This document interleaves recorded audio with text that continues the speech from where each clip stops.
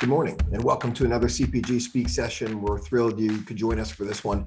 The purpose of these sessions is to give people in the industry access to leaders, to better understand their thinking, understand how they're approaching different situations, and walk away, we hope, a little bit smarter and a little bit more informed when you do your job day in and day out. We've got an exciting lineup of speakers here this fall. Today, we're excited to be joined by Chris Hood, President of North America for Kellogg. Chris joined Kellogg in 2012 after a 19-year career at Procter & Gamble. Today, Chris and I will dive into three topics. The first is how Kellogg has kept their employees connected and engaged during the pandemic. Second, how they're executing on their goal of being a responsible company. And finally, how they're adapting to meet ever-changing consumer trends. Chris, thank you for joining us. Thanks, Jeff. Before we jump into the career at P&G, the time at Kellogg, you started your career actually as a chef. Tell us a little bit about that. I wasn't aware of that until now. Tell us a bit about that. And perhaps, is there any way that has given you some learnings for what you do now? Yeah, well, thanks for asking. First of all, I won't bore you all with all the details of how I got into that, because it's a story that usually takes at least one beer. I think that the lessons that I would say I've reapplied from that experience, for me, my entire career has been in the food industry. And I think if you're going to work in this industry, you have to be passionate about food trends, the origins of food. Food in its purest form is an expression of culture. And so really being passionate about that and, serving people, great tasting food is an experience that I picked up there, and certainly one that I've applied. Like the second one would be just around innovation. I'm a big believer that, innovation trends all start very small. And in particular, in a restaurant environment, you have a great opportunity to experiment a lot, really on a daily basis, with taste, with ingredients, what people like, and you get almost instantaneous feedback. So unlike in our industry where it may take months to find out how people feel about a new launch, you get hourly feedback on the food that you're putting out and how people like it, and you can read that not only through their comments but on how things sell. And I think the culinary and international trends are really a big driver of food trends, especially in the U.S. And so really being at the epicenter of where food trends start was a pretty exciting place. I think the third learning for me would really just be the clarity of what you're trying to achieve, beyond financial results, really creating a purpose for the team that's working around and underneath you is an absolutely critical component of leadership. It's something I've tried to apply throughout my career. Two things you didn't mention, but I've read enough books about chefs and life in the kitchen. You certainly probably have to have some thick skin, and you learn to work your tail off in that experience as well. So I'm sure that applies. Yeah, let's just say there's a reason that I'm no longer there. We're going to jump into some of these deeper issues. Before I do that, I want to thank today's sponsor, JOH. We appreciate their support. But let's jump into the first area, and that's really about life during COVID. Obviously, all businesses have had to adapt to a crazy 18 months. It's led, I think, in all of our businesses to having an increased focus on people, an increased focus on keeping our team safe, connected, also, serving the communities in which we operate. Talk to me a little bit about the steps Kellogg took, particularly the outset of COVID, to ensure that the team was safe and certainly felt supported during the pandemic. Yeah, I think we all faced very similar challenges. And March 13th is the date that's etched in my mind. March 13th, 2020. I think that was the day that I think pretty much the industry concluded that we were going to be operating in a fundamentally different environment. I think what was interesting about it was, we didn't really know how long it was going to be going on. And if you had told me then that we're still going to be in this environment, late summer 2022, I wouldn't have believed you. I think we all thought it would last for a few months and then it would be over. So our first focus was primarily around two things. One, keeping our people safe, especially in our manufacturing operations and our field sales operations. And that required, the invention and implementation of a number of new policies sort of on the fly, because we never had to deal with that type of situation before. How we were going to, temperature check, encourage PPE, make sure that we had social distancing in all of our operations. That was, first and foremost, our focus. And then the second one was ensuring continuity of supply. All the challenges from an operating standpoint, the huge surge that we saw in demand, especially for at-home consumption, really drained out all of our inventory in our system, drained out all the retailer inventory, and we've spent the last year really trying to catch up on that. Beyond those two things, which were our first priorities, helping our people get home offices set up. So we provided small allowances for people to get monitors, for people to get printers if they needed them, just to make sure that they could operate effectively from home. We rolled out a new technology platform in the middle of the pandemic. It doesn't seem new today, but for us, it was new then. It's Microsoft Teams. We were previously operating on a Skype platform, so everybody had to learn how to operate on Teams, but that was a huge upgrade versus where we've been. And then I think the last thing I would say is really just preserving the sense of community, within the company, virtual happy hours, how we preserved informal connections across our employee base. I think we'll probably talk a little bit more about that later, but I think the pandemic environment created, a discontinuity relative to informal interaction. And so, how we supported our people and tried to maintain our culture was our other focus. Well, let's dig in on that, because I know you well enough to know that you're someone who probably walks the halls there in Battle Creek a lot. You were out on the road a lot at various facilities. And during the height of COVID, you couldn't do either of those things. So how did you keep people engaged? And both from a corporate standpoint and within the manufacturing facilities? Yeah, I think that, frequency of communication and really leveraging the tools at our disposal from a virtual standpoint, real conversation. So allowing, not just set piece presentations, but really engaging in Q&A, even in our big set piece presentations, leaving a half an hour at the end for employees to ask what was on their mind and responding directly to it on the spot. Making sure that we have, a lot of informal interaction set up. So lunches, coffees, happy hours, as I already mentioned, that are more informal. And I still do, once a month, I'll get together for lunch or coffee with a group of about 10 or 12 people. And I get enormous energy out of it. It's a different group every time, but it's an opportunity to really connect and hear what's on people's minds. And to support each other. And we've encouraged, my entire leadership team to do that, as well as the executive committee of the company. So I'd say that there were a lot of more scheduled, informal interactions that sprung up. Scheduled but informal, meaning that there was no real agenda, but an opportunity to connect and really have a conversation about what was on people's minds.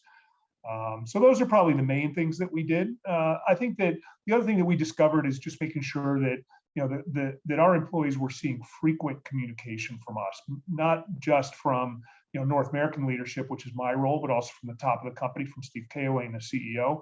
And we implemented, a series of, virtual town halls, both globally and within North America, to make sure that people got updates on, policy changes, what we were doing, how we were viewing the pandemic.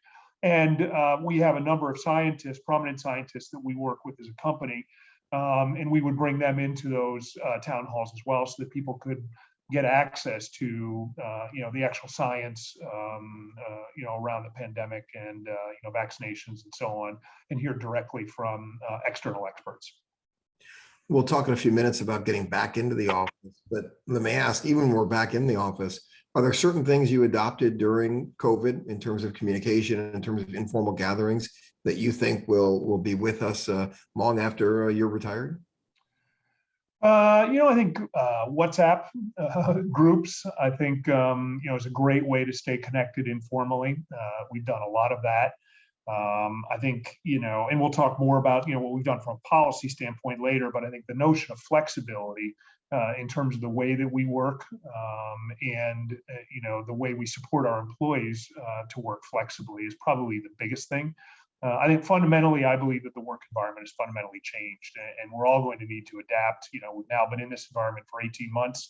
Hopefully it won't be, another year, as we work our way through the remainder of what's left of the pandemic here. But I think fundamentally, once you've been through 2 annual cycles, people have learned a whole new sets of habits. supporting people so that they continue to be as productive or more productive than they were, in the old environment is really our focus now. Speaking specifically of corporate offices, SHRM did a study. They found that 70% of employees said they were working on weekends, 45% reported working longer hours during the week. I think we all felt it when you're working from home.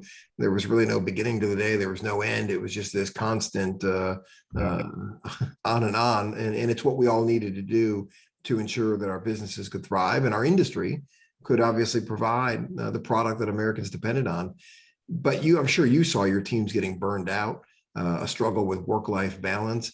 How did you insert yourself in that and try to help them? Personally, I find just trying to, stay in touch with people. Lots of times I would just call people up, on an informal basis, and just, touch base with them, find out how they're doing. I think there's no substitute for that personal touch. And having people really know that you care about them and you care about their well-being and how they're doing, how their families are doing, and what's going on in their lives. Everybody was being differently impacted during that environment. People had illness in their families. They were wrestling with kids at home who were in some cases needed to be homeschooled. In other cases were trying to operate online. And so everybody had a different situation. And so there was no one size fits all approach, but I think just really trying to stay in touch with our employees and, continue that dialogue so that they could feel supported and understood by leadership, I think was really important. The other thing that we've tried to do is to provide as much flexibility as possible.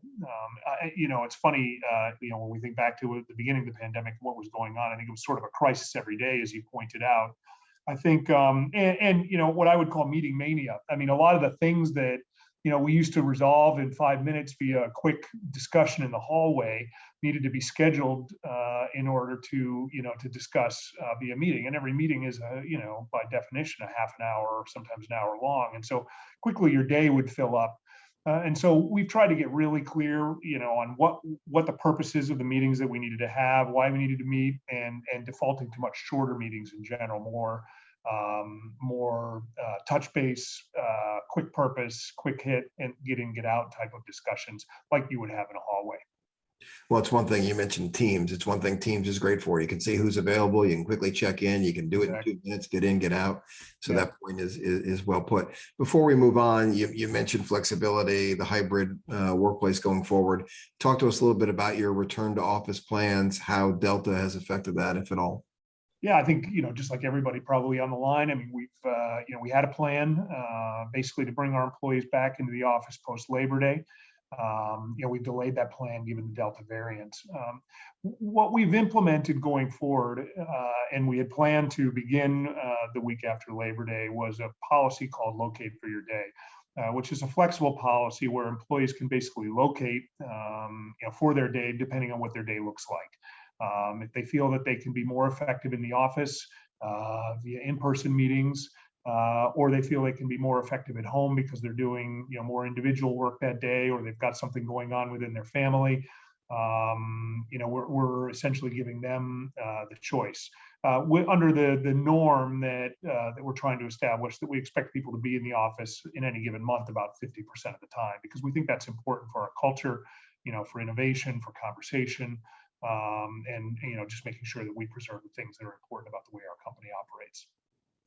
You and I have talked about vaccines. Your peers have talked about vaccines collectively, particularly in light of the FDA authorization of the Pfizer vaccine. Different companies are taking different approaches here. Tyson Foods has now mandated the vaccine across their workforce.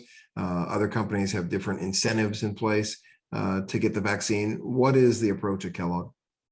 Yeah, we are strongly encouraging all our employees to get the vaccine. We think it's right for public health. We think it's right for the health and safety of our employees, but we are not mandating at this point.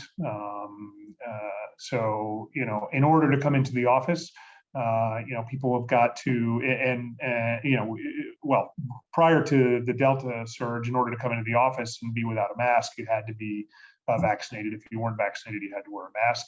I think what we've seen since in the last 3 weeks since the Delta surge is we put a hold on those plans. I happen to be in the office today, and there's a number of people who are here this week. When we're walking around the office, we wear masks. When we're in conference rooms by ourselves, we're just like I am today. And we've learned how to do that, quite effectively. But we're not mandating, at least not as of today, but we strongly encourage all of our employees. We think it's the right thing to do, for the health and safety and not just of our employees and their families, but also for the continuity of our business. Thank you for clarifying that you're in the office today, because I was hoping that corn art. It's my virtual background. So we appreciate it. We're going to transition, but let me just let the folks know who are on the line today. We're happy to get to your questions. Please go to the Q&A function and put a question in there, and we'll get to as many of those as we can here near the end. But let's transition to the next area that we want to discuss. Obviously, CPG companies are seeing increased expectations from all angles: diversity, equity, inclusion, sustainability, philanthropic activities. It all rolls up under corporate social responsibility, which is an increasing part of all of our businesses. So I'd like to pivot to this area. It's obviously an area where Kellogg has made substantial investments and where Kellogg has a long history of playing an important role. So, talk to us a little bit about what responsibility means within Kellogg. And, you've been in other companies. I think you get a sense of how this is entrenched in the culture of Kellogg. Yeah. Well, we're very fortunate in the sense that we have a long history of being a purpose-driven organization, like you pointed out. I mean, it's in the DNA of the company. Our founder, W.K. Kellogg, was an early conservationist. He was a leading philanthropist. This is a guy who gave away all of his riches at the end of his life to create the W.K. Kellogg Foundation, which is a very active foundation. Gives away $400 million a year to needy causes. And he was original well-being visionary as well. I mean, the entire company was founded on this notion of a plant-based diet being more healthy for you than a heavy meat-based diet, which was sort of in fashion at the turn of the century. So he was really quite ahead of his time in a number of areas. But I would say today the company is still very, very committed to the purpose that he established, and that really starts with our board. And we've had a social responsibility public policy committee on our board since the 1970s. So very, very early on, relative to many companies in our industry, and that work is fully integrated into our strategy. We call it Better Days, the heart and soul of the company, if you will, because we've got a business strategy, but then we have a heart and soul strategy to make sure that we are preserving and driving forward on our purpose. And I would say, boiling it all down, it's really about doing the right thing for our people, for the communities where we live and operate, for the planet, and for the long-term health of the company. And there's a number of areas that we work. Obviously, ED&I, as you mentioned, sustainability is a big focus area for us. Hunger, a big focus area for us, and then a lot of community work as well. When you describe W.K. Kellogg, he probably would have been a big supporter of your alternative meat investment. Yes, he would have. You mentioned Better Days. Talk to us about that platform, what it means within the company. Yeah, so Better Days is the umbrella, if you will, or the platform that we use to connect all of the philanthropic work that we do, well-being, hunger relief, climate resiliency. And our commitment is to create 3 billion better days for people across the world and the planet by 2030. And so what that looks like is really trying to nourish 1 billion people with our foods and the well-being of our foods, feeding 375 million people in need with food donations, expanded child feeding programs via school feeding programs or via food banks, nurturing people in our planet by supporting 1 million farmers, especially women, smallholders, and workers, and conserving natural resources by investing in the dissemination of sustainable agricultural practices, and then living our founders' values by engaging about 1.5 billion people in the issue of global food security. And we do that through advocating on behalf of children, advocating on behalf of ethical supply chains, and supporting a strong D&I agenda. There was a time when you made these kind of investments that you had to convince Wall Street that these were wise investments. Not necessarily Kellogg had to convince them, but in general, business had to convince Wall Street that this is a good place to spend resources. Today, investors get that. Today, investors lean in on this area as much as any, if not more so. How do you guys tie it to growth? What is the mentality in the company? And as you speak with people in the company, the culture of the company that ties this directly to growth? Well, there's a number of aspects. One is it's really important to our employees, and we find that it drives engagement and pride in the company. So it's really important from that standpoint. And we operate in a competitive environment when it comes to talent, right? So making sure that we can attract and retain great people, and we're finding that especially amongst millennials, the notion of purpose is absolutely critical.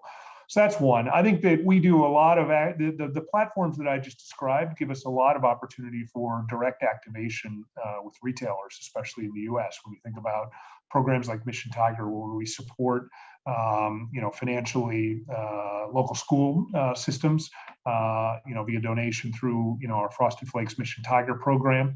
Is a great example of that. We've got a great partnership with No Kid Hungry, which is also a platform that many retailers invest in. So it gives us the opportunity for collaboration across the industry as well. So those are great opportunities to activate, if you will, against causes that are really important, not just to retailers, but to consumers as well. And as you pointed out, it's super important to investors. I mean, there's a lot of investors today that are increasingly tying a company stance on these issues to whether or not they want to own stock in the company. You mentioned consumers. Obviously, their expectations of companies, particularly consumer-facing brands, has changed. The work that you do, is it simply table stakes to be on the radar screen with the consumer, or are you able to leverage some of this? Are you able to win over the consumer because of some of the great work you do on the CSR side?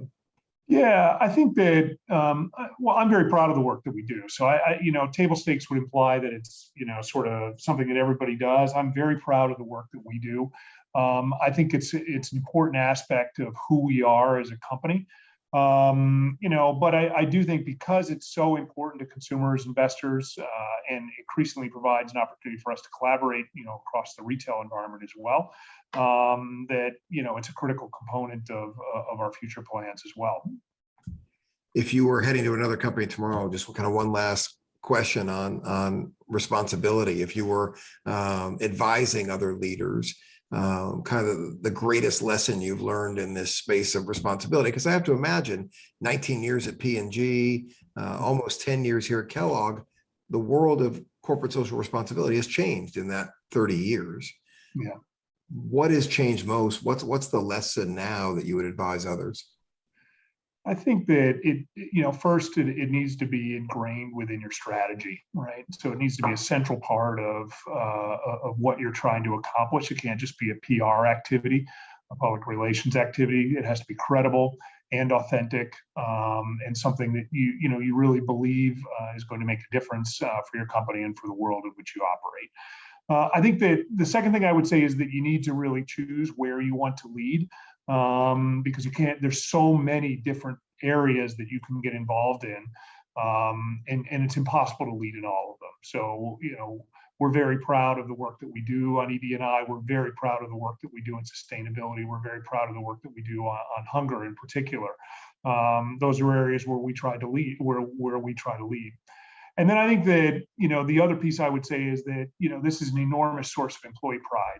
So making sure that your employees are aware of the work, and not just that they're aware via, communication, but that they have an opportunity to engage via volunteerism. Local food banks is a way that we often do that within our own employees.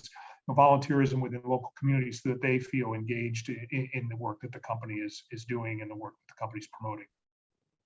Great advice. I think that's helpful for people. It's applicable for people. We've talked several times about consumers, so I want to transition to the last area here.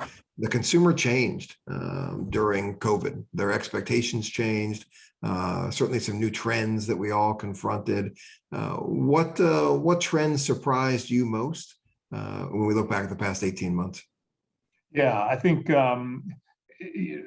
some of these are going to seem so obvious that they're, I think you're going to say, wow, can't believe you're surprised by that. But the acceleration of e-commerce was unbelievable. I mean, our e-commerce business, more than doubled last year.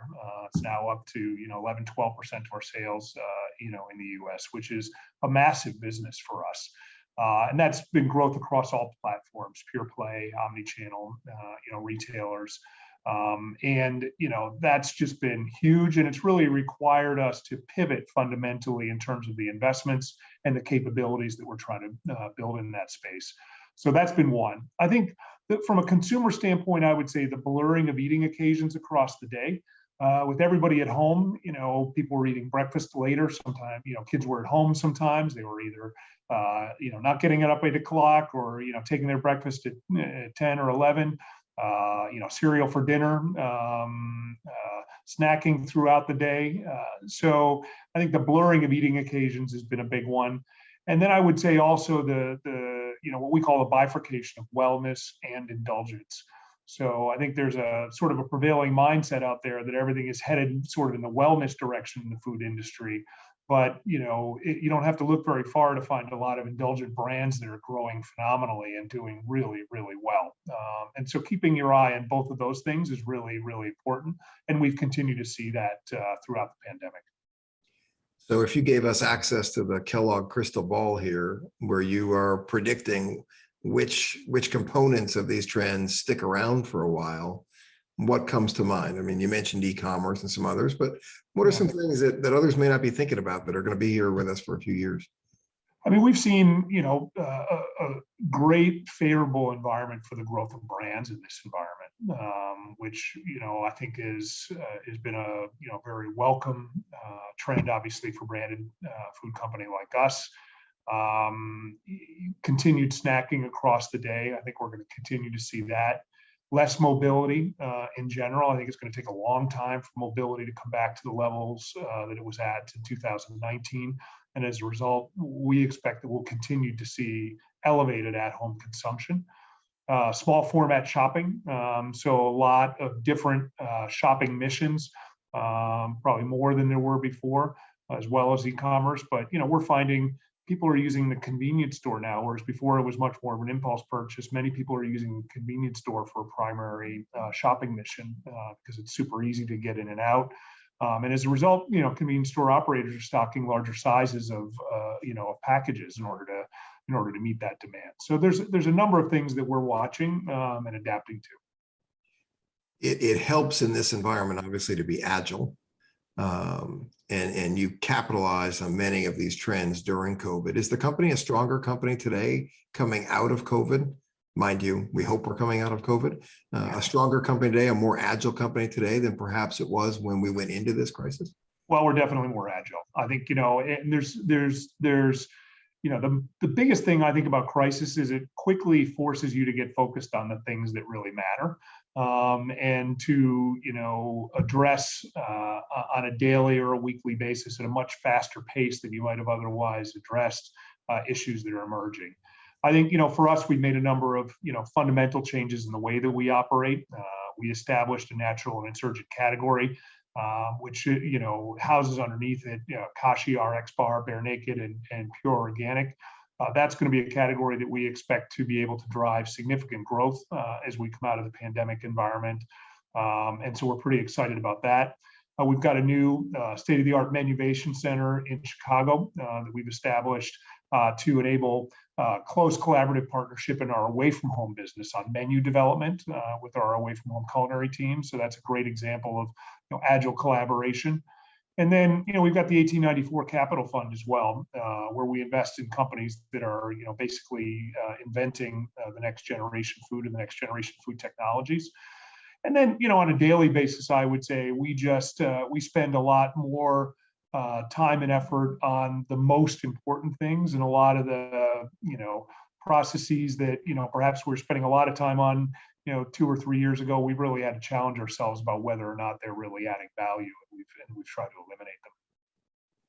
You mentioned, I want to go back to a point you made a few minutes ago when you talked about some of the trends that people thought were trends, but there's more to it. You mentioned wellness, but people also like some of these indulgent products.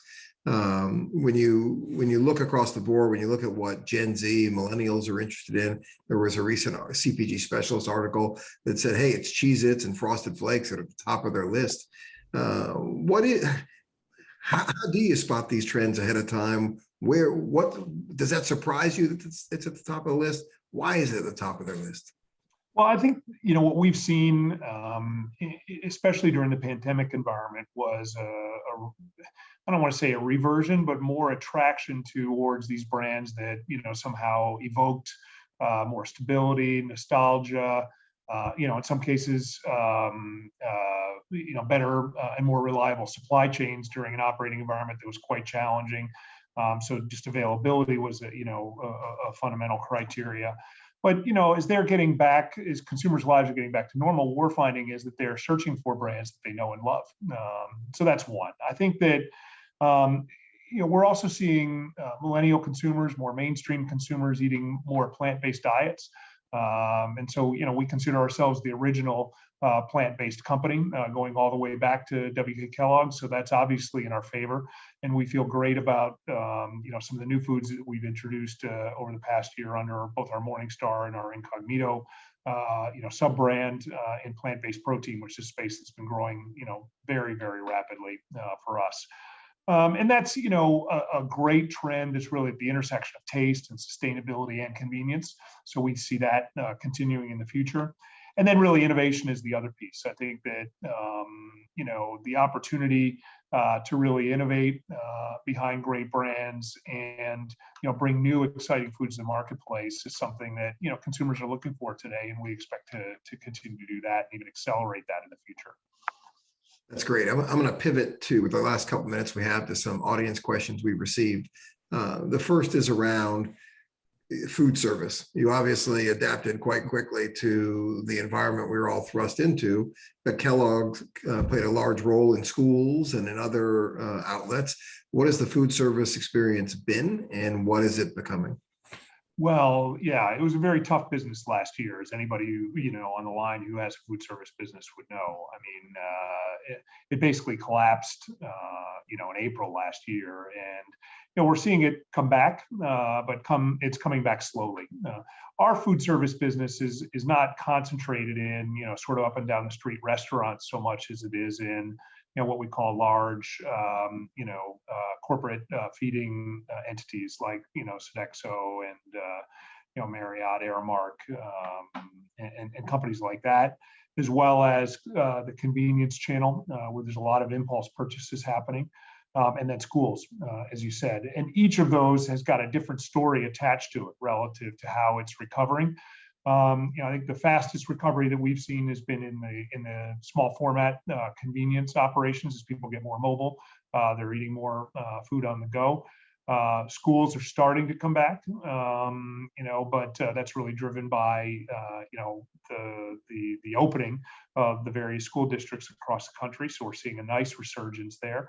The restaurant business and corporate cafeterias and so on are still very soft, as you would expect, because everybody's at home in an office environment. So at the same time, we're seeing a lot of innovation in that space. I mean, you just see it if you walk around, on the street. All these restaurants that were, primarily eat-in or sit-down restaurants, 2 years ago, everybody's offering takeout, everybody's offering delivery.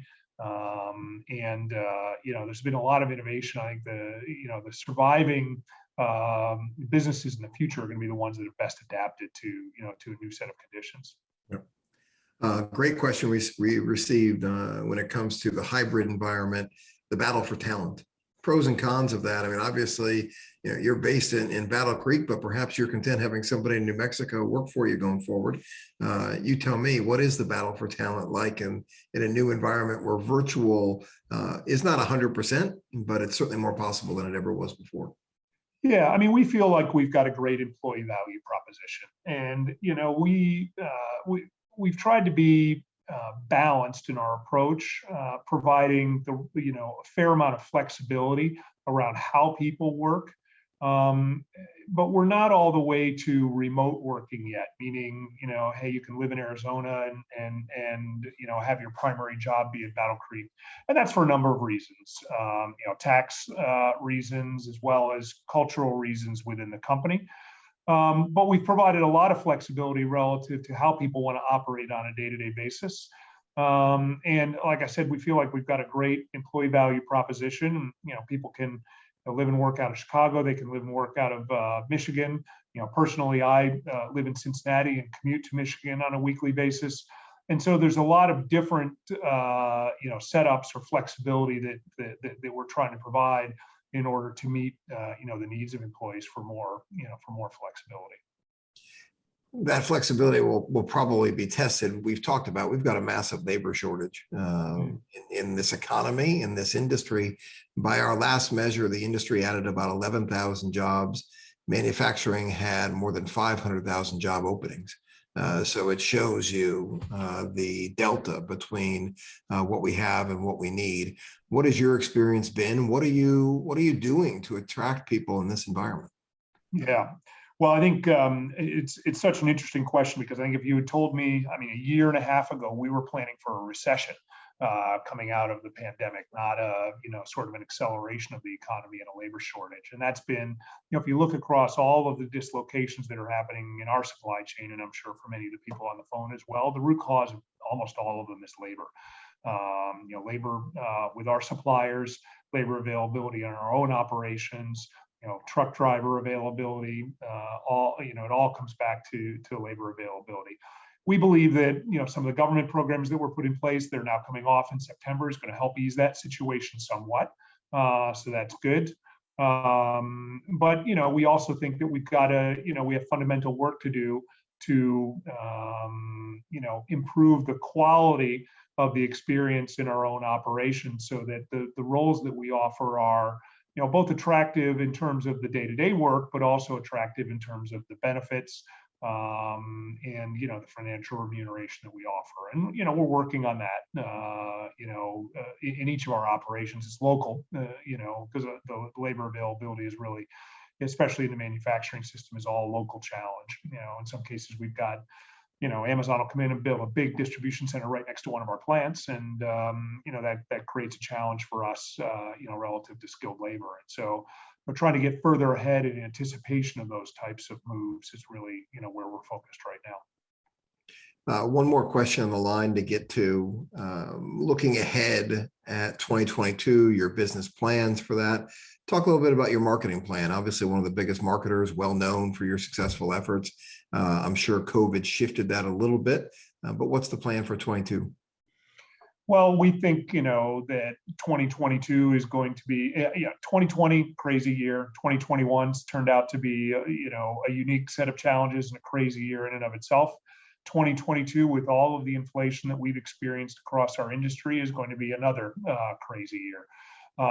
And so, we are planning for a very, I shouldn't say uncertain environment, but certainly a volatile environment relative to, pricing, relative to supply chain, and COVID is still with us. And so, beyond the, big innovations that we'll be launching, and we have a number of those next year, which we're very excited about. I think probably the biggest watchword for our plan for 2022 is about flexibility. How do we make sure that we work our way through what are a number of uncertainties around what demand will actually look like, how we balance supply and demand appropriately, how we, maintain our margins in the face of significantly increasing commodity costs and labor availability. So I would say, from a marketing standpoint, we're super excited about what we're doing with our brands and innovation. And operationally, we've got some challenges that we're working through, that we're going to need to be quite flexible around. You mentioned inflation, an issue that we're tackling as well. We want to make sure that it's understood the extraordinary cost pressures this industry is confronting. Given and this isn't necessarily Kellogg specific, but given the time it takes to address pricing and the negotiation with retailers, is it fair to say that a lot of that pricing probably isn't in the market yet. And we're going to see that more in Q4 and Q1. So when you say kind of the worst of it, is the worst of it still to come in some respects? I think that, I mean, obviously in this industry, usually we hedge to buy ourselves some time and some certainty. I think that, the way our program looks, for 21, we took a big pricing action in 2021, and we're anticipating we're going to need to do more in 2022.